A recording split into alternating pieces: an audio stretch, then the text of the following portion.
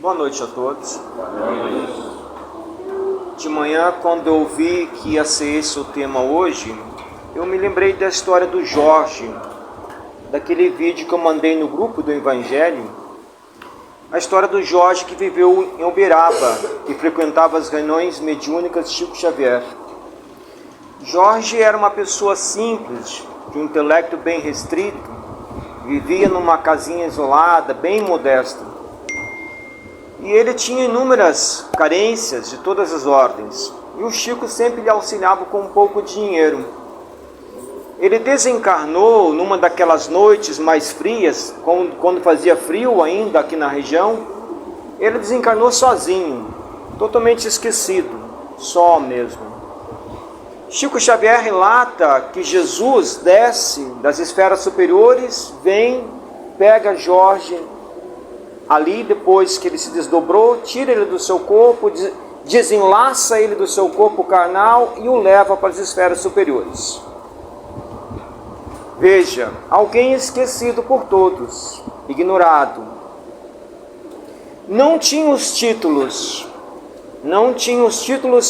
transitórios, não tinha status, não tinha ninguém para ficar o bajulando, porque ele não tinha nada a oferecer. Ele não tinha nada a oferecer materialmente. E quando nós não temos nada a oferecer materialmente, muitas vezes nós somos esquecidos e vistos de uma forma como seres não suficientes na sociedade, não dignos muitas vezes, como se a dignidade estivesse referente às condições materiais e não à condição do espírito. E esse texto nos fala da realeza terrena, essa realeza tão efêmera e ilusória que necessariamente se rompe ao desencarne. Mas Jorge tinha a simplicidade do coração, tinha bondade, tinha amor, era um espírito bondoso. Ao desencarnar, ele foi recolhido por aquele que disse a todos nós que não iria nos deixar órfãos. A sociedade pode ter esquecido ele, o mundo pode ter esquecido ele, mas aquele que fez a promessa para nós, que nunca nos deixaria órfão, veio, o acolheu e o conduziu às esferas superiores. Por outro lado, essa rainha que acaba relatando a sua história após túmulo, que tudo tinha aqui na matéria. Tinha as pessoas que a bajulavam, tinha as pessoas que a serviam, tinha todos os recursos, tinha todos os excessos possíveis. E ao desencarnar, ela tem um choque de realidade. Ao ver, suponha que tinha, na verdade, nunca lhe pertenceu. Não era dela. E o que ela tinha então depois? Apenas a realidade medíocre, espiritualmente, na qual ela vivia. Medíocre no sentido porque ela não tinha nobreza, não tinha as virtudes do espírito. Tinha apenas o egoísmo, o apego das coisas transitórias. E para ela foi um choque ao se perceber no plano espiritual, muito abaixo das pessoas que lhe serviam, abaixo das empregadas, dos empregados.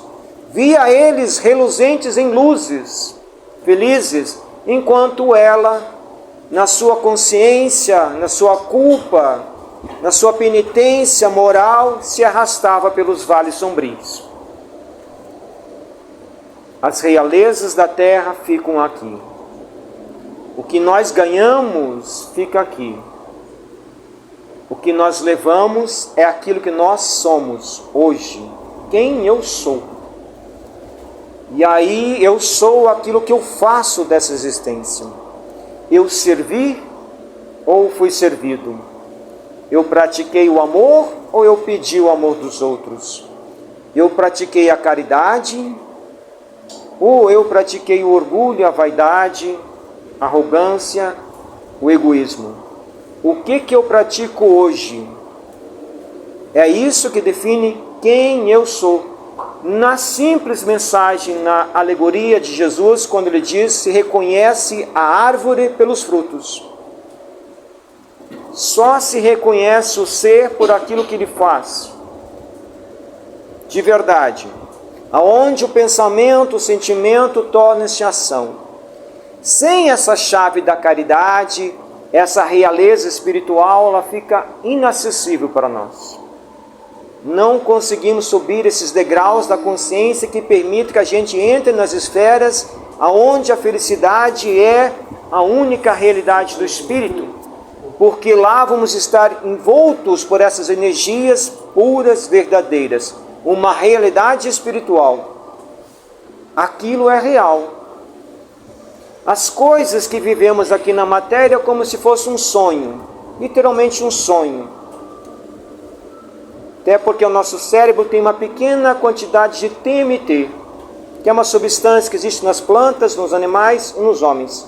É uma substância que nos dá um sentido das coisas, nos faz interpretar a realidade. Por isso nós enxergamos a grama verde e o cachorro verde de outra cor. Porque esse plano, o plano em si é um plano dos sonhos, é um plano ilusório. Quando aumentamos a quantidade dessa substância, do DMT em nosso cérebro, nossa percepção muda. Estou relatando isso para compreender que os nossos sentidos, eles dependem de uma substância. Os nossos sentidos sensoriais dependem de uma substância. Se eu tirar essa substância, o que eu vou perceber? Tudo que nós retemos é luz. Nós enxergamos a luz refletindo e o cérebro vai interpretar essas luzes que nós recebemos. Esta dimensão por si só, então, ela é uma construção ilusória. E aí existe o lado espiritual. A vida como ela é em essência. E esse aspecto verdadeiro do ser, estas construções reais do espírito, que o texto vai nos falar das virtudes espirituais, isto só pode ser construído através da realidade do coração e do espírito. Aonde estão os meus tesouros, vai estar os meus sentimentos. Então eu identifico o que é importante na minha vida pelos sentimentos que eu nutro pelas coisas. Os meus sentimentos estão voltados à posse, então meu tesouro está na posse. Quando desencarno, cadê a posse? Cadê o tesouro? Os meus sentimentos estão vinculados à caridade, à benevolência, então os meus tesouros estão na caridade e na benevolência. Quando eu desencarno, estes tesouros continuam existindo, porque eles são reais. Eles são reais. Já as outras coisas que eu nutri aqui na matéria simplesmente desaparecem. É a sombra. É a sombra. Tentamos alcançar as sombras do mundo. E aí vem as dores morais. Às vezes nós ignoramos essas dores, mas elas nos visitam quase que diariamente. Numa sensação de tristeza, numa sensação de vazio existencial, numa melancolia muito profunda. É como se nós internamente estivéssemos nos questionando a nós mesmos. Conhecedores que somos do plano espiritual, embora isso esteja no inconsciente, na maioria de nós, é como se de vez em quando nós cobrássemos de nós mesmos o que eu tenho feito da minha existência. E aí vem uma pequena tristeza. No dia seguinte, o que eu tenho feito da minha existência? E às vezes vem as depressões profundas, gritando, o que eu estou fazendo da minha existência? O que eu estou fazendo da minha existência? Só que nós costumamos ignorar esses chamados da nossa própria consciência.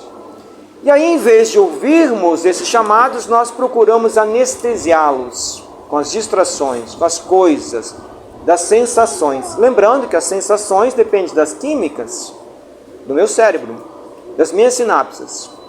E nós costumamos elaborar muitas formas para anestesiar esse chamado da própria consciência. O que eu estou fazendo de mim mesmo? Porque no meu íntimo eu sei das consequências. Eu sei que eu vou ter que suportar as consequências do amanhã. Quando estas vestes se foram, quando elas tiverem se acabado e eu estiver diante de mim mesmo no plano espiritual, não vou mais ter para onde fugir ou me anestesiar. Vou ter que entrar naquele processo que na Bíblia chama-se do juízo, o juízo final. O momento que eu observo o que eu fiz da minha própria existência na matéria. O que eu fiz de mim mesmo. E aí vem de novo a sabedoria de Jesus. Aproveite hoje, enquanto você está no caminho, porque o amanhã pode ser tarde. As resoluções que tomamos hoje, elas vão refletir no dia de amanhã, mas elas também vão refletir no após-desencarne. Então, que essa mensagem que nos chama a atenção para aquilo que é real e aquilo que é ilusório, possa acentuar na nossa mente, possamos pensar, sentir e nos escutar, principalmente, para ver qual a rota que de fato queremos seguir. Deus os abençoe imensamente.